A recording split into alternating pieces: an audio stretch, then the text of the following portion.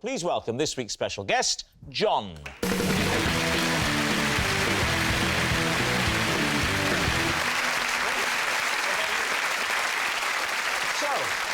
Susie, what is John to you?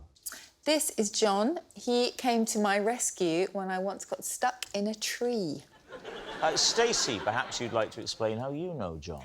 This is John, and he once booked me to sing Happy Birthday to his tortoise. And finally, David, what is your relationship with John?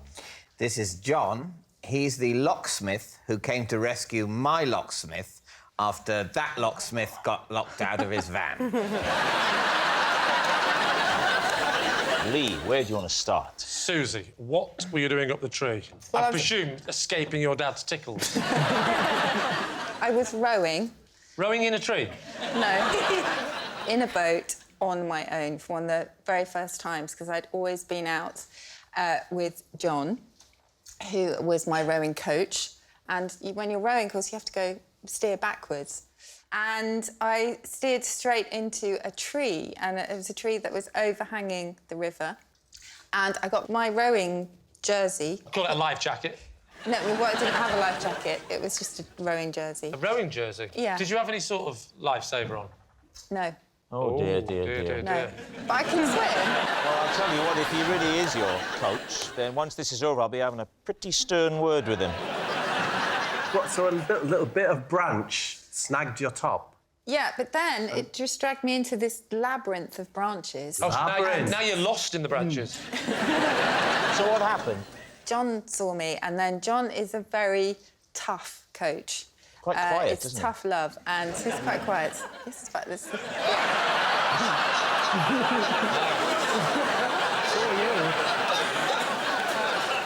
He was shouting instructions as to how to get myself out, but I was in such a dither. Really? And so he walked a little bit down the bank towards me, continued to shout, and somehow... I think I took my jersey off, actually. And It's then not a very I memorable came back story, with then, one is it? oar.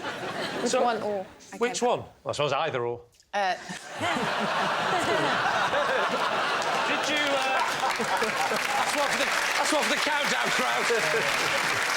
Susie, how fast were you going down this river? Because... Really not very fast at all. So- But I just didn't steer properly, and I still have a little scar under my eye. Where So you cut yourself there under the eye? Yeah.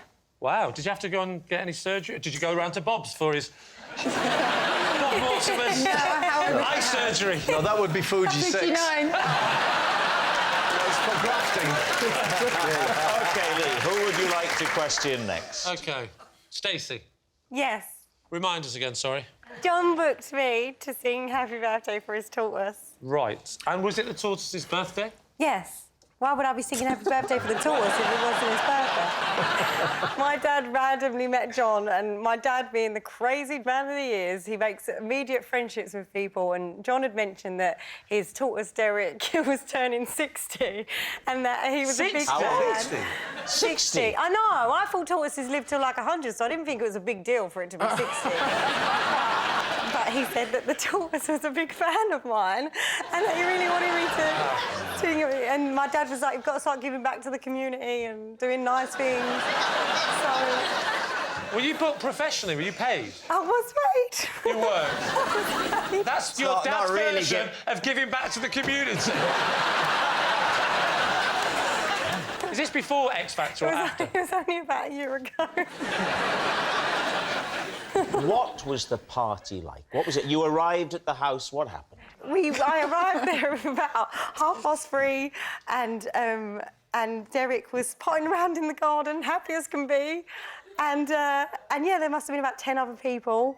He's Who not were a these popular people? tortoise. They were John's friend, but John's got friends.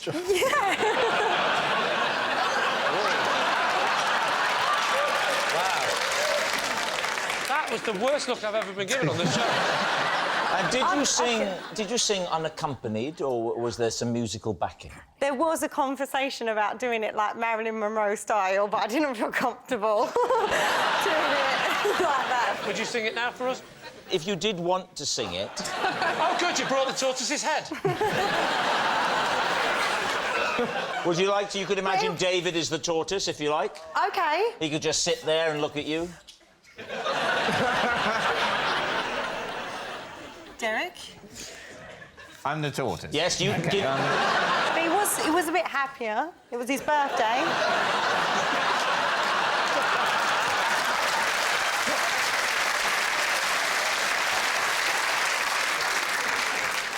It's me. Did you just say it's me? It's me. Do you think he recognised you at all? It's my biggest Me fan. from X Factor.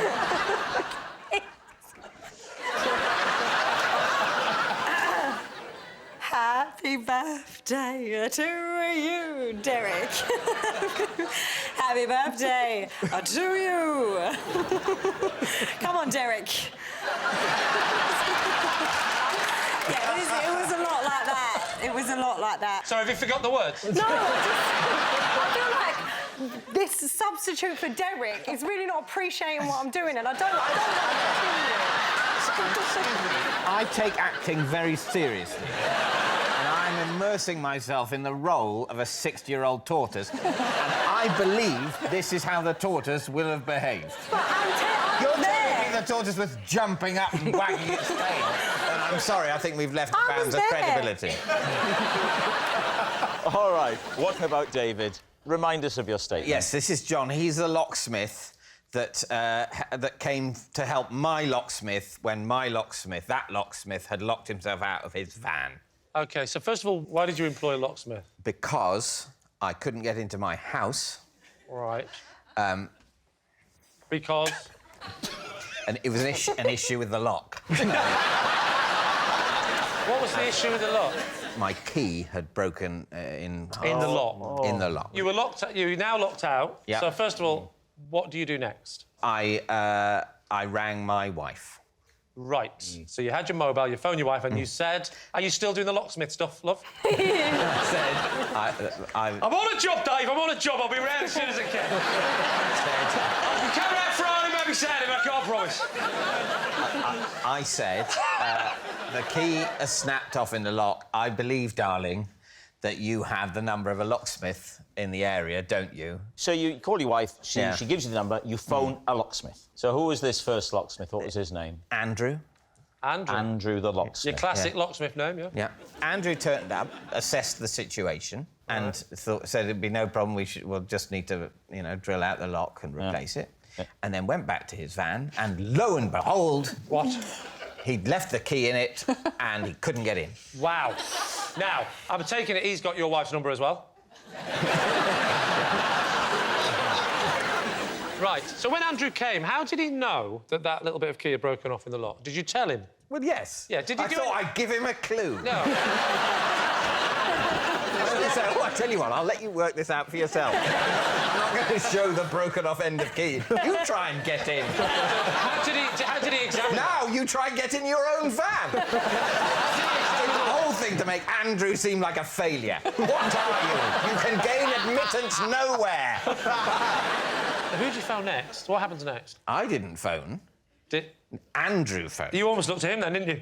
I did look at him. But he didn't phone him. No, he's the phonee, not the phoner. I mean, he's literally the phonee. Yeah. If you're saying you know him.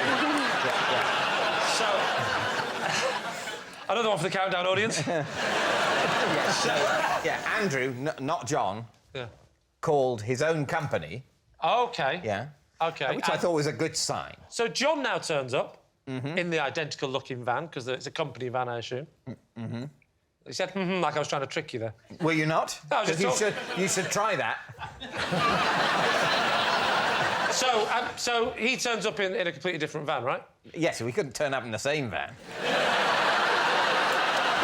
He turns up in a different... In fact, no, what happened was, Andrew rang, John answered and said, well, funnily enough, I'm asleep in the van. And I can open it from the inside. So he turns up. Yeah. And how does he get him out of the van? Talk us through the process. I know he's a locksmith, but roughly what did he do? I don't know, even roughly. No, I just stayed sitting on the bench by my front door. You got a bench by your front door? Bench by your front door? Is that where you make people wait? You don't have benches She's by the front door. I've wasted this brilliant nugget just mentioning in passing. This should have been on a card. I have a bench by my front door. Wow, a bench by your front door. A front door and a bench in the same universe next to each other. I've never seen a bench by a front door. This is annoying me because I've been to your house and there was definitely not a bench. Are you getting this bench out just for special people? The amount of times I've knocked on your door and you've gone, sit on the floor and wait. You have been to my house and there was a bench by the front door. You just didn't notice it. Well, I'll tell you, after I went, I left and there isn't one now. Yeah. I can't believe that a team of people, one of whom does his own dentistry on the top of a kitchen island with a mirror attached to an Indian wind instrument, can't believe that someone would have a bench next to a door.